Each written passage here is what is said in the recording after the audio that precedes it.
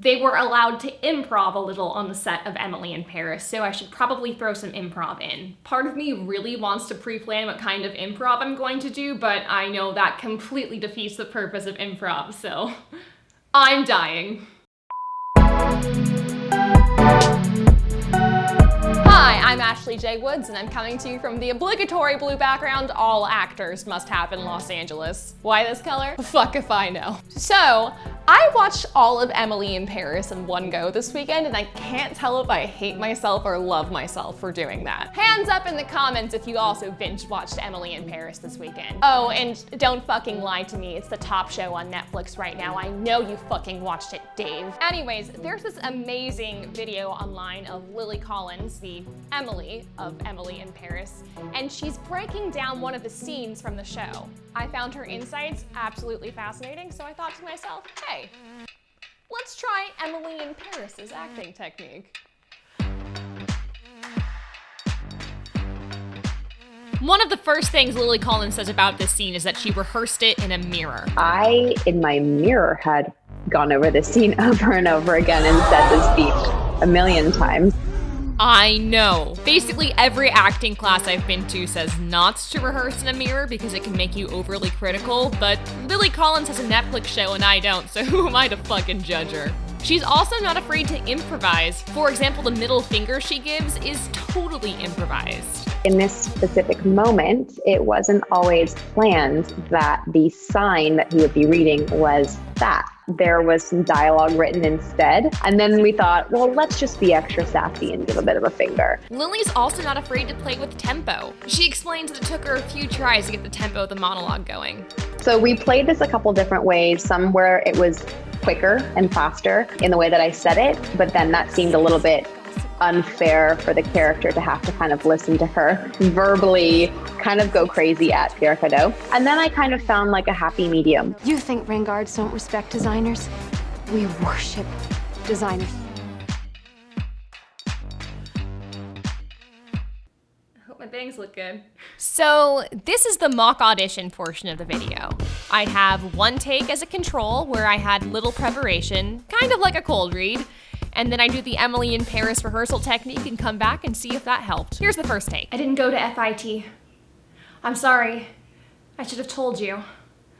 I went to Penn State and I lived at home because it was the only thing I could afford. I don't have a fashion background. I've never even worked in a mall. But I have devoured fashion magazines since I was a kid, and I have impeccable taste. I want this more than I have wanted anything in my entire life. And I would work my ass off for you. Honestly, it's not a bad first take, but there's also nothing special about it either. I want this to pop more on screen, so I'm hoping that the Emily in Paris rehearsal technique can give me more acting nuggets that will really make this pop on screen. All right, we are about to start the Emily in Paris acting technique, and the first thing we have is this mirror. And yes, it is sparkly, and yes, it is actually color changing. And do you need a sparkly color changing mirror to do this?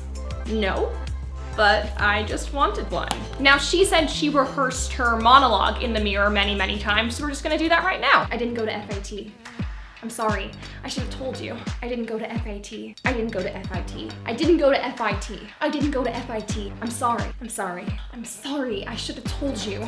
All right, the next thing we have to bear in mind with Lily Collins' technique is that she's not afraid to play with tempo, so I'm gonna try one where I go as fast as I humanly can go, and one where I'm slow and contemplative, and we'll see if that adds anything to the scene. I didn't go to FIT, I'm sorry, I should have told you. I went to Penn State and I lived at home because it was the only thing I could afford.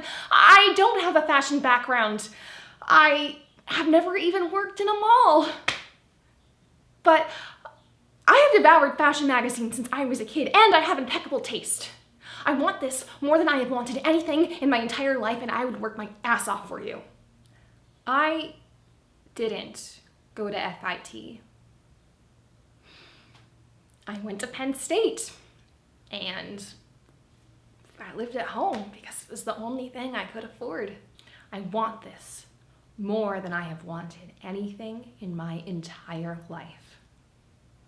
And I would work my ass off for you. Hi, Editing Ashley here. Yeah, those were fucking cool.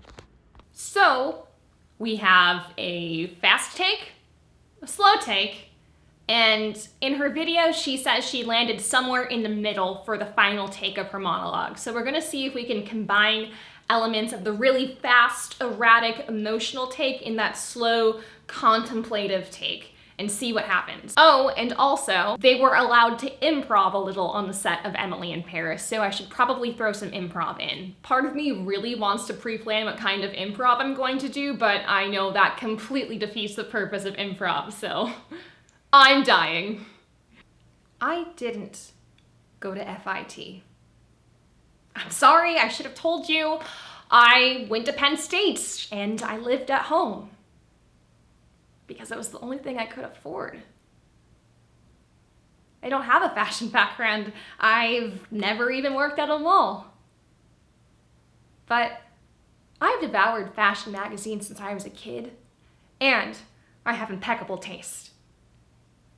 I want this more than I have wanted anything in my entire life.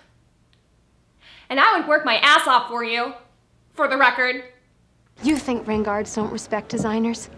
We worship designers so much that we spend all we've saved on a dumb accessory just to feel like we're somehow on your runway. So as you can tell from that clip I just played, I think in this take I'm getting the tone of the show far more clear.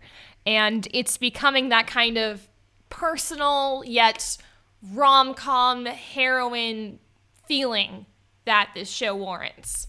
I also showed this take to my boyfriend, who is an editor, and he said he really liked this one for the micro movements. As you can tell, my eyes go down.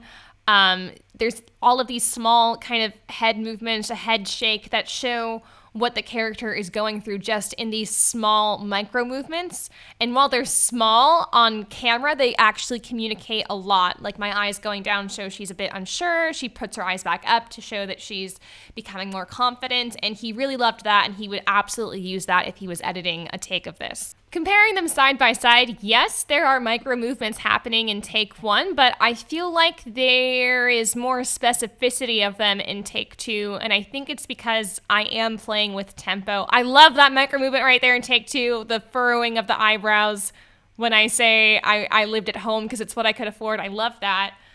I think I'm present in both of them, but take two is just more specific to me. I will say I prefer the ending of take one to the ending of take two, and I actually kind of have to strategically cut take two's ending in order to make it work. I'll show you how just now. Take one, and I would work my ass off for you. Nice ending, nice strong eye contact with the boss. Take two. And I would work my ass off for you, for the record. That's where I cut it. And then I kept going. Come on! And it's because I had to improv. I remembered at the end I should improv, and I completely didn't commit to it. Here it is again. And I would work my ass off for you, for the record. So, the eyes of a woman not committing. Come on! So, what have we learned here today, dear audience? Well, for one, rehearsing in a mirror might not be as bad as we all were taught in acting school. Another thing that really helped me today was the tempo variance, and how playing with tempo actually helped me unlock these really specific moments in the monologue. And finally, the last thing I learned was if I'm going to do improv, I have to fucking commit to it. I have to fucking act like what I have to say is better than what the playwright put down in the script, and that takes balls. So if you're adding improv to a scene, just fucking commit, or else you wind up with this. So, come on! But seriously though, if I had to send a tape of this, I would send take two with the strategically cut ending, obviously. Overall, I really liked this rehearsal process. I can't wait to try it on some other scripts, and I think the tempo variance exercise especially would be great on some Shakespeare scripts. But I'm curious to know, which take was your favorite? Let me know in the comments. If you enjoyed this video, be sure to click thumbs up and to click subscribe. It really means a lot, especially for smaller channels like me. And if you have any ideas on what actor I should try to emulate next, let me know. I'd love to take your suggestions. Overall, thanks so much for watching, and I hope you have a great rest of your day. Bye!